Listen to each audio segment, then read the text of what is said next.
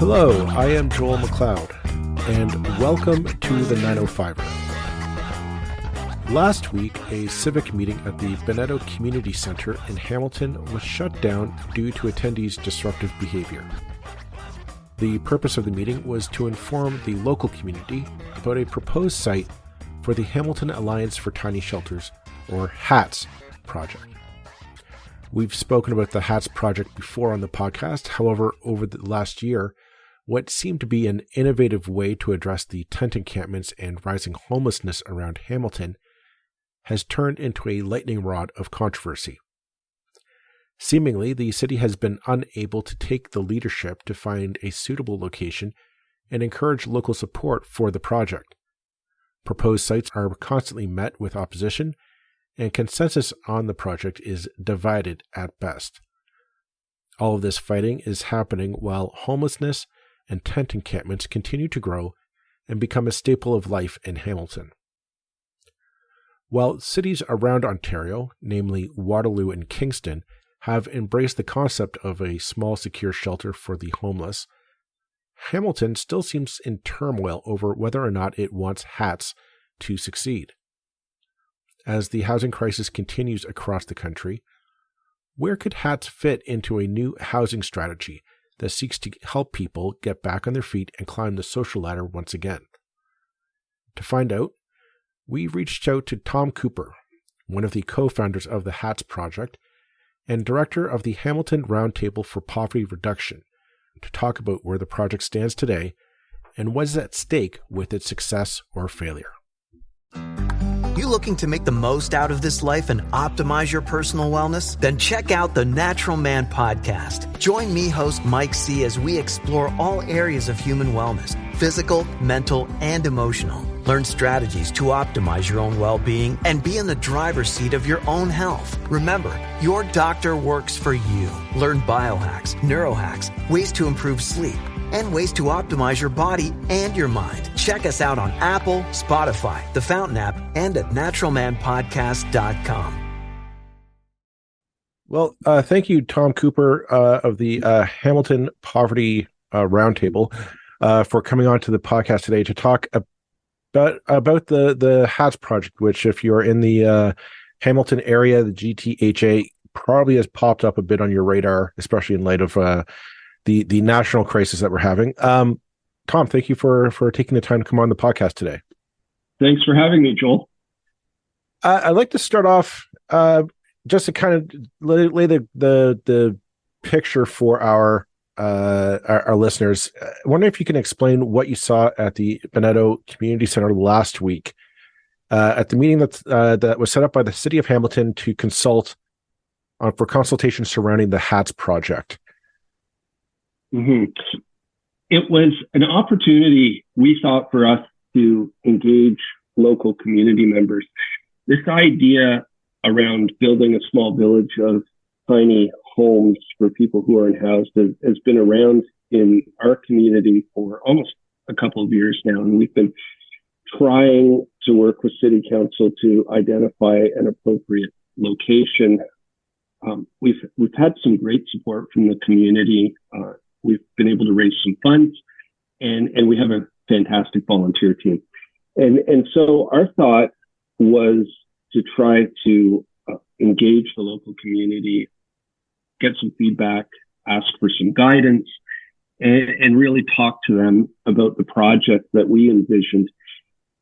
Just as a little bit of a backstory to it, the HATS project, the Hamilton Alliance for Tiny Shelters, has gone to City Council a few times over the past year or two. We've had a couple of starts and then stops with potential locations. One site we identified fairly early on was the Sir John A. Macdonald High School grounds, which was offered to us by the Hamilton Wentworth District School Board. And we had high hopes that spot might work for our first tiny cabin village. Unfortunately, there was a lot of political pushback at that time, and the local councillor was not at all in favor of it. And so that wasn't able to move forward. Several months later, we were offered another property in Hamilton's East End on Barton Street near Sherman. And it was a small parking lot, and admittedly, it probably wasn't optimal. But we did engage the community on those occasions as well. A couple of community meetings at Tim Hortons Field, which isn't too far away, and we heard loud and clear that the community was concerned and didn't like the spot, and it didn't seem like it would work out. So we walked away from that as well. Now, over the summer, the city had a number of consultations with the public on the encampment protocol and really how the city would move forward in terms of trying to identify appropriate locations for our unhoused neighbors to stay if they couldn't find either a shelter or a home. And out of that process came a recommendation that was put forward by the city for the HATS project, which we've been talking to them about quite a bit, to have a 2-year pilot project on this location on Strawn Street near James Street North.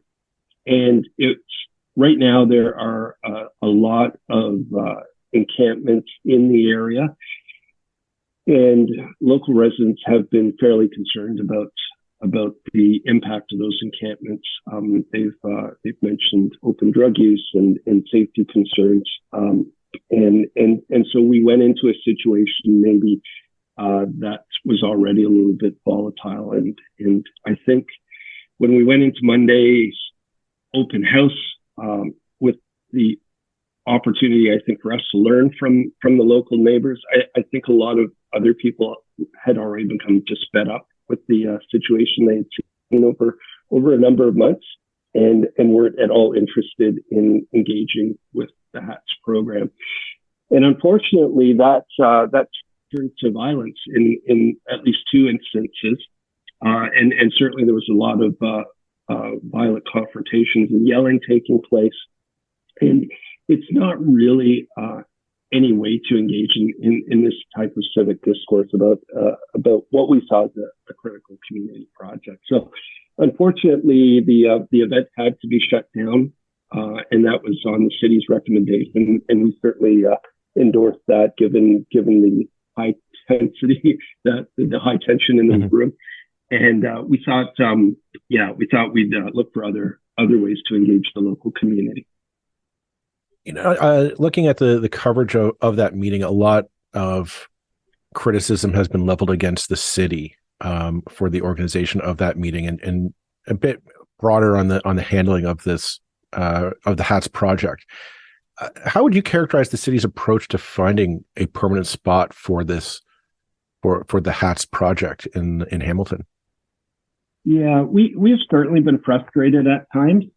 We've developed a fairly good working relationship with senior staffers at the city of Hamilton, as well as councillors and local city councillor Cameron Crutch, who is very supportive of this project. I think our challenge has been kind of walking into a situation that was already brewing and concerns from the local population about instances of tent encampments in their neighborhoods. And we thought this program might be an opportunity to provide some stability. What the city recommended in the report that came out in August was really the HATS project would be the only encampment-like program of its kind along that Strawn Linear Park area. And so we hoped by having a little bit of oversight, by providing 24-hour staffing and security, it might provide the opportunity for those individuals who are currently living in encampments to find a little bit of stability and safety and improve their health, certainly, as we work with them through a wraparound approach to try to transition them into affordable housing, supportive housing options once those become available. I think the local community is concerned that the encampments won't be moved, and that we'll have both the HATS program and the tent encampments in the same location. That's simply not going to be the case. Our project, I don't think, would work in terms of sitting side by side with tent encampments.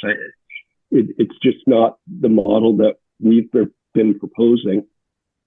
And we also know there's lots of people out there who are experiencing homelessness for the first time. So there's concerns about poor behavior on the part of individuals who experience homelessness, and sure, that happens. We'd be naive not to acknowledge that. But a lot of people who are experiencing homelessness are just terrified of their situation. Whether it's because of economic evictions like soaring rents or other reasons, people have been displaced from their homes and they have nowhere else to go because they can't afford the skyrocketing rents we're seeing in the Greater Toronto Hamilton area. And so they're looking for options like this to really stabilize their lives, to be able to find some hope that they can get themselves housed down the road. Right. So that's really where this project comes from. It's really trying to provide that sense of hope that we can get people back onto their feet into more appropriate housing options. Nobody sees HATS, the Hamilton Alliance for Tiny Shelters, as a permanent solution, and nobody wants to see these tiny cabin villages spring up, across the community and last for years and years and years. We see this as a very short-term option, really, to transition people into more appropriate and supportive housing. And so we need the government to step up at all levels of government, federal, provincial, and municipal too, to really make those investments in affordable housing so that we can get. On that note, though, do you believe that the city wants this project to succeed? And by that, I mean, I hear a lot of councillors saying, "Oh, we want this to happen," but I don't see any political capital being spent on this. I don't see anybody really kind of going to the barricades to say, this is part of our solution to solving the homelessness in Hamilton. I see there's a lot of criticism towards council is that they're giving a lot of lip service and trying to suck and blow at the same time, if you will, on this. Do you believe that the city actually wants the HATS project to succeed, or is this just let's just keep kicking the can down the road? Yeah, it's a good question. I have to believe that those at the city who've been working with us do want this to succeed.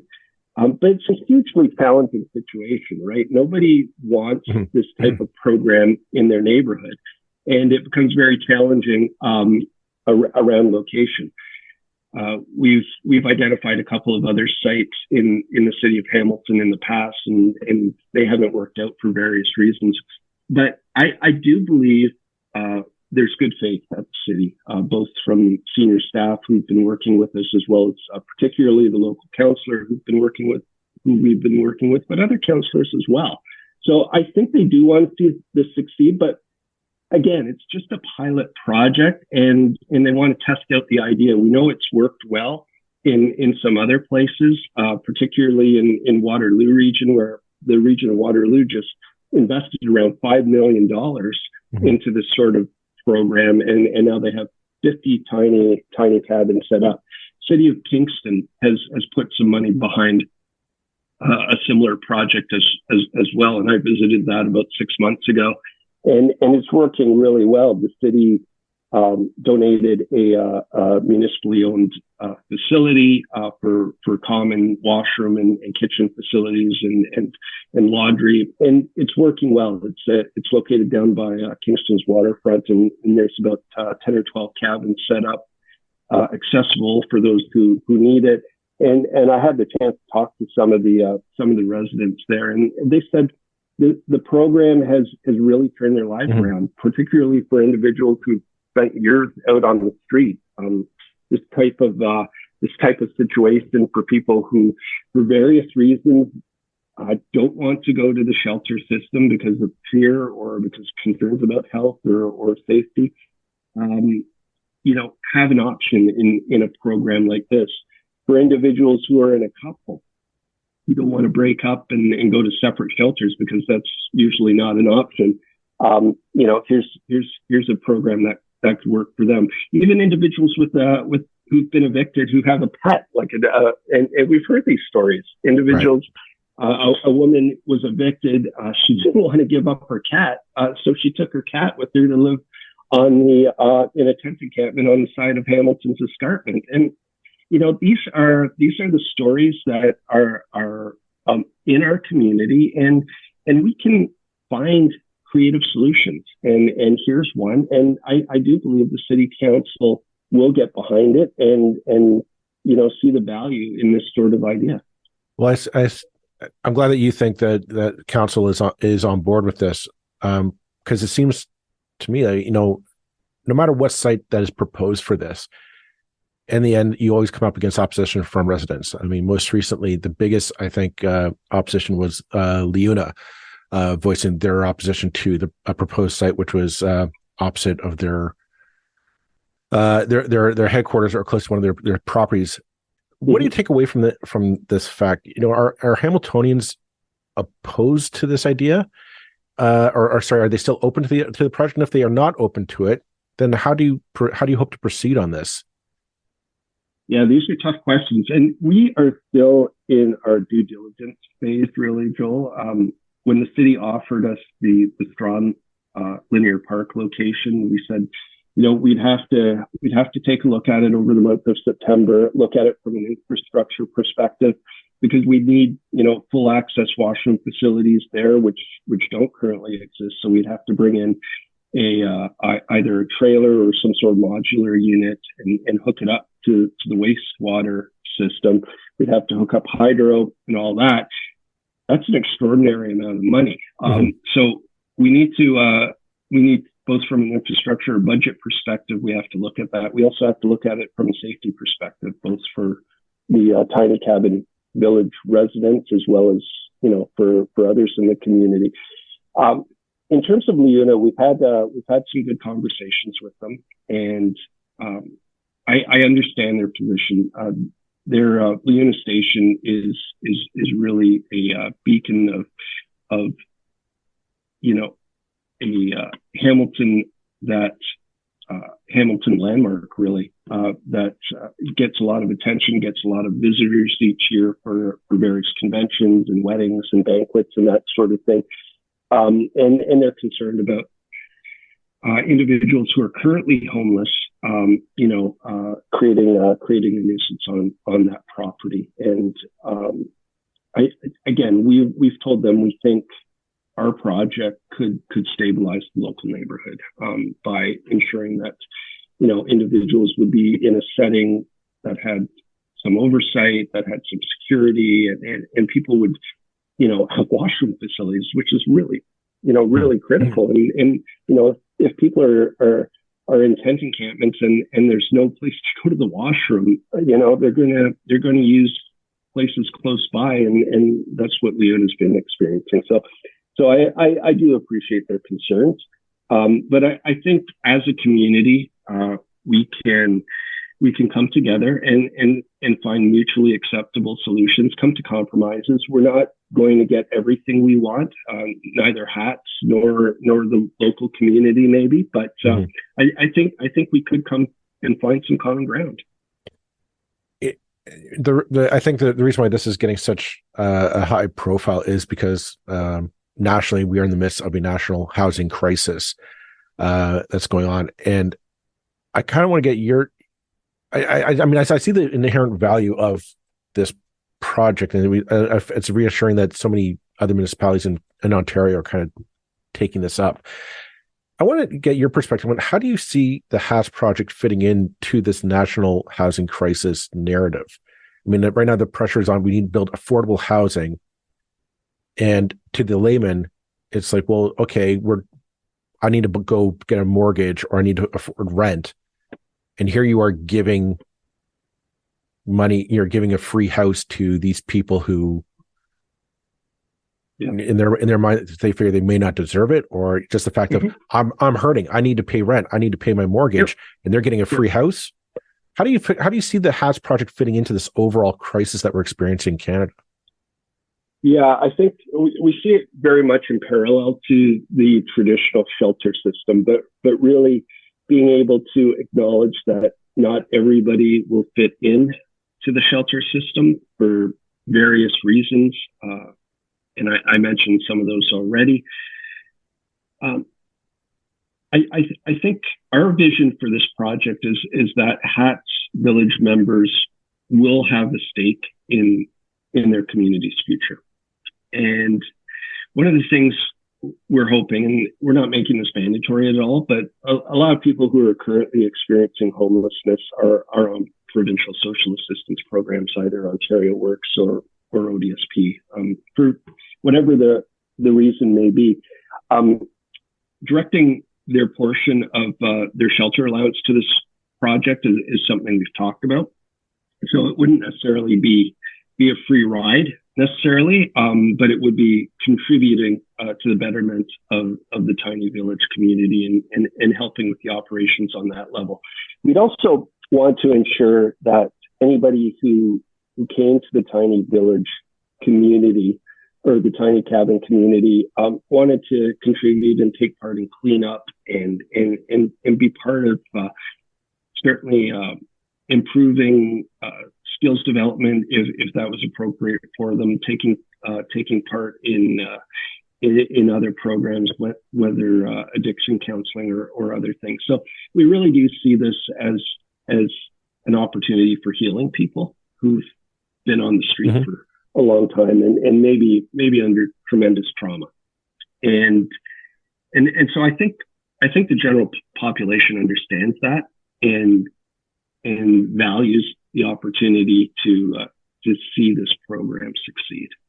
No, this may have been should have been one of my first questions, but I may have dropped the ball on this. But people might not know the difference between what this tiny shelter project is and what the mission or shelter system would be. Can you maybe just elaborate on just how this isn't just a fancy mission, a shelter system or mission system that you have people just going in for a day to get a bed and mm-hmm. and dealing with that. Can you maybe just elaborate just what the HATS system is different than previous homelessness solutions?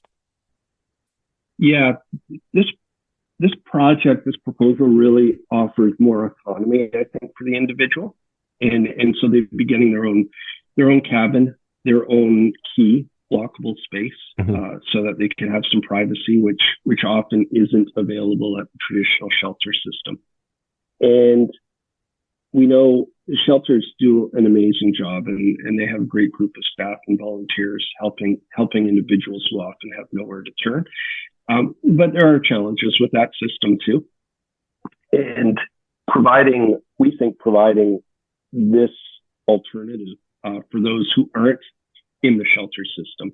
So mm-hmm. it would be for people who are currently in tent encampments and maybe in dangerous situations, because we've gone out and talked to a lot of people who are currently unhoused about their situation, whether they think they would fit into this sort of project, and almost 100% said yes. They'd love the opportunity to have a lockable space where they could keep themselves and their belongings and stay warm. And so these tiny shelters would have their own heating system. They'd have a little microwave, so people could warm food, a small fridge, and an opportunity to store a couple of belongings. But we'd want to be very careful about not endorsing the idea of hoarding, mm-hmm. which often comes with some individuals experiencing homelessness with high acuity. So we'd be very careful with that. The shelter system, on the other hand, is more of a community space where people may stay on mats in a common room, and there can sometimes be concerns about individual safety or health in those situations, and so it's just really a different alternative. Both are essential, but we think ours might be a good fit for those who otherwise can't fit into the shelter system for various reasons. There's something you just mentioned that it sparked my head. We're dealing with a national housing crisis and the issue of affordable housing for people of various economic backgrounds, not just in Hamilton but across the country. And it struck me that what we're really dealing with is the loss of autonomy over your person. And I'll expand on that thought, is that the more secure you are in your financial situation, the more autonomy you have over your daily decisions in your life. You can choose where to eat, what to eat, working from home, etc. You just have more control of your life. And as you lose, and a lot of it is tied to our homes. So you have a safe, secure home. You have that much more autonomy over how to live your life. When you lose your home, or if you're on that precariousness of losing your home, you're at risk of losing your rent, your apartment, whatever. That ends up becoming like this might be a euphemism, but I really do think it's a pit. You end up falling into it because it's hard to gain back that autonomy if you don't have things like a mailing address, a simple mailing address to collect, to correspond with people, or a phone, be able to even have like a basic landline, a way that people can touch base with you. And I see this is a better safety net, if you will, than the mission system or the shelter system, in my opinion, just because it does give that shred of autonomy over your life that you can use that seed to rebuild your life. Yeah. And I agree. Yeah, I agree. I think that's something we're hoping to see as well. And from the research we've done into other tiny cabin communities across Canada and in the U.S., that seems to be working. And there seems to be a much higher success rate of moving people into permanent forms of housing from this type of program as opposed to the shelter system on its own. But you're absolutely right, Joel, about the idea that poverty is about lack of choice in your life. And we've argued for a long time, particularly when looking at Ontario's woefully inadequate social assistance rates, that, keeping people in deep poverty is, it's certainly heart-wrenching and soul-destroying, but it is taking away that autonomy. And we feel that certainly providing a stable place to call home, even if it's for several months until something more permanent comes along, is really a critical part of that healing process. When we were testing out the idea of basic income here in Hamilton a few years ago, we found that almost to a person, people who were receiving basic income were using that financial support for things to improve their lives, eating healthier. They were buying clothing. They were re-engaging in the community. Their physical and mental health improved. And we think the same outcome will result from this sort of program, because it is offering stability and that autonomy that you talk about. Mm-hmm.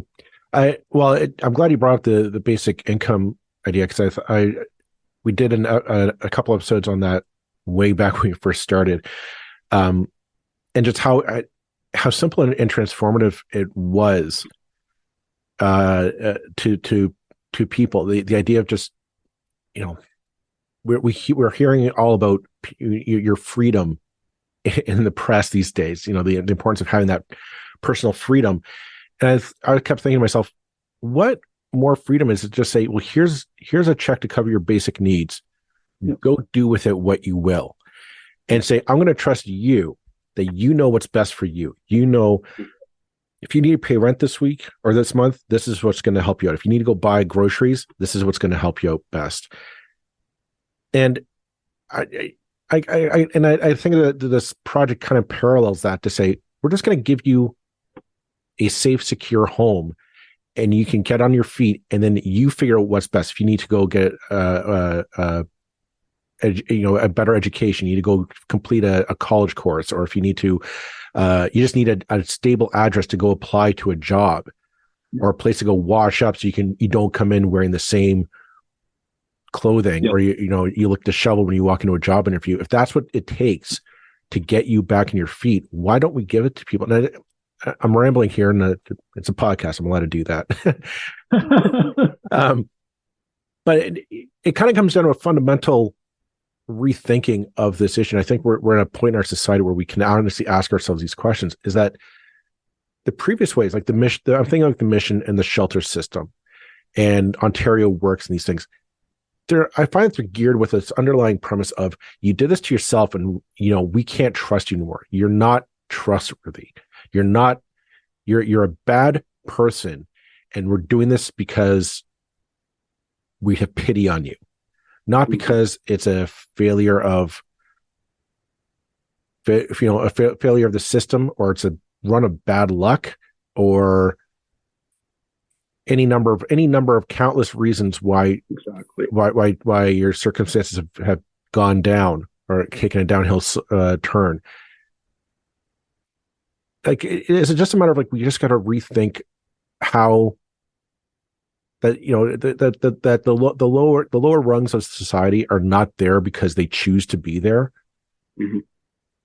Yeah, and it's a matter of putting faith in people again. And I think we've lost that, particularly over the last few years. We need to regain our common shared sense of humanity.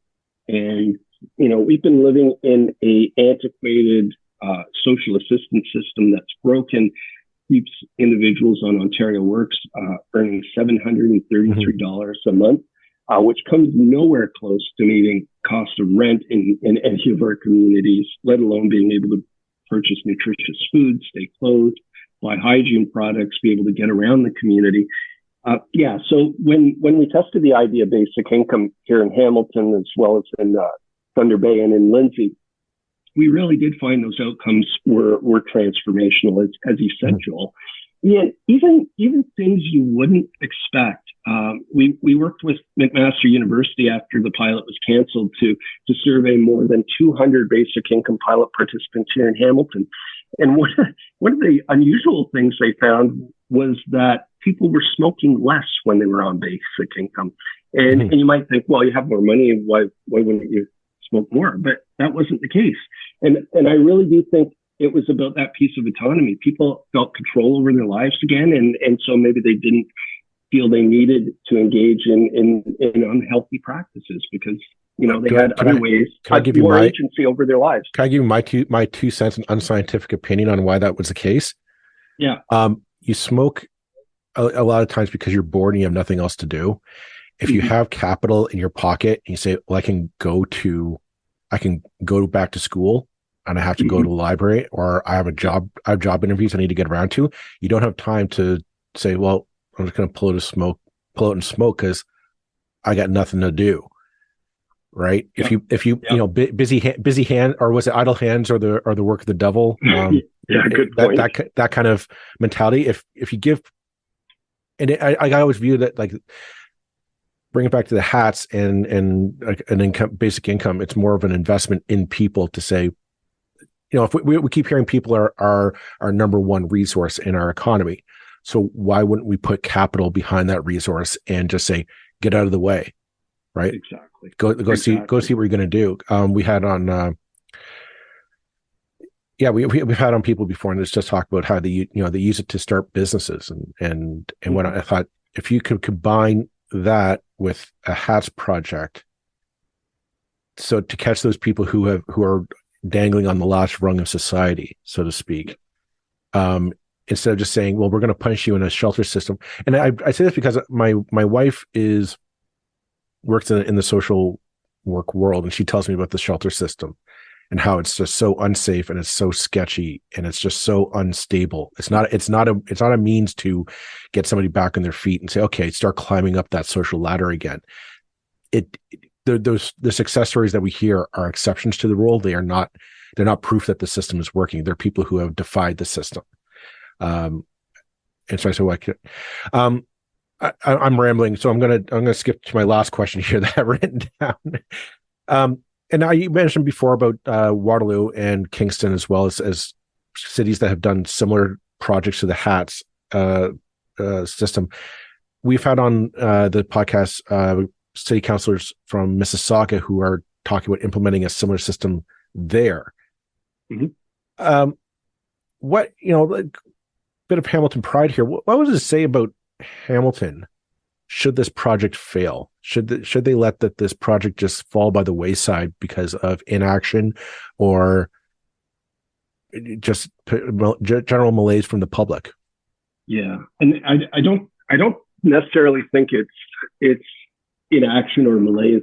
I think there's a fair bit of fear and a unknown factor as well as to what this project means for local neighborhoods. And we've had pushback everywhere we've tried to go, given that we've done community consultations and heard very loud and clear that a lot of individuals don't want it in their neighborhood, and that's understandable. There's concern there, but I think we can overcome those by having civil conversation about what this project is all about, the safeguards that are in place for both the tiny cabin residents as well as for the local neighborhood, and talking about an exit strategy as well. Again, nobody wants to see this 5 or 7 or 10 years down the road. We'd love to be able to have this set up for 2 or 3 years, be able to transition individuals into more appropriate supportive housing, and then shut it down. And we could use the shed in somebody's garden or something after that. But it's incumbent on massive investments in affordable housing and support services. And it's not just the hard infrastructure piece of affordable housing. We also need those support services to help people stay in those affordable units, because that's often been the big challenge. And that's really where, it's sad to say, the provincial government has really fallen down in terms of funding and support. And that's where we need them to really pick up the ball and engage communities again in those soft services that do keep people housed and keep them in a situation that improves their health, quite frankly. Because and you said this before, it's an investment in all of our futures. It's helping those individuals, but as taxpayers, it's also helping us to see projects like this succeed, because we know there's far fewer costs to the healthcare system. There's far fewer costs to the justice system in terms of lost earning potential. So I think this project is a win-win, but we just have to get over this hump of recognizing that we don't want it in our neighborhood, and having some uncomfortable, tough conversation, but recognizing that maybe it's not going to be quite as concerning as you think it might be. A thought that would pop in my head is, if you find a spot for it, if the city would promise that, right now, who knows how long it's going to, but foreseeably for the next 2 years, the federal government's going to try and build affordable housing, and they're going to try and push this forward, and they're going to put all these conditions on the municipalities across Canada to change zoning bylaws and whatnot to permit this more affordable housing, presumably to be built in the places that we need it. I would just put it out there. It'd be if the Hamilton said, okay, we put a site there. The house project is temporary, but as you say, in 2 or 3 years, we will greenlight affordable apartment rentals to be built there. And that think of it more as a affordable housing seeding project, as opposed to a fancy tent encampment, I guess, is kind of how the public is viewing this at the moment. Yeah, and I think that would be optimal, really, is if we could transition individuals from tiny cabins into those sort of supportive housing units. And we've had some great conversations locally with organizations like Indwell, which is doing an amazing job building supportive housing for vulnerable people in Hamilton and really right across Southern Ontario. So we'll continue to have those conversations and with City Housing Hamilton and others. But again, I think short term, we have to recognize that there are hundreds of people on the streets right now. Winter is coming. We need some protection for them. We need some safety for them, some stability for them. And so we see this as a short-term opportunity to keep people alive, quite frankly. And I know people are adamant they don't want to see tent encampments in their city, which I totally agree with. I do think tent encampments are inherently dangerous and unsafe for not just Hamiltonians, but I think, also, well, Hamiltonians are part of the residents, but like the residents of the tent encampments, it's unsafe for them. It's unsafe for park patrons or neighborhood patrons, that sort of thing. But I don't see them going away. I think that this is a project that could be a much safer alternative. Otherwise, the alternative, I think, is the state that we're going in right now is bigger tent encampments in the parks and roadways of Hamilton, and not just Hamilton. I think the entire GTA is facing this problem. Exactly. So we need new solutions to these problems. I see we're coming up on our time, and I don't want to take too much of more of your time, Tom. I know you're a busy man. Thank you very much for coming on the podcast today. I suspect we'll be hearing more about the Hatch project around in the future. Thank you, Joel. It's been great being on.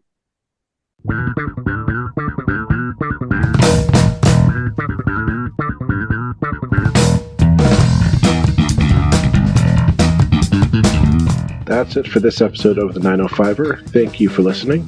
As always, you can send us your feedback, thoughts, and concerns or ideas for future episodes to our email, info@905er.ca. We love to hear from you. You can help us keep the 905er going by financially supporting us through Patreon as well as PayPal. Visit us at 905er.ca and click on the support tab. As well, links are in the show notes for your convenience. Lastly, you can find us on social media. Search for _905er on Facebook, Twitter, Instagram, and LinkedIn. So long for now. See you next time.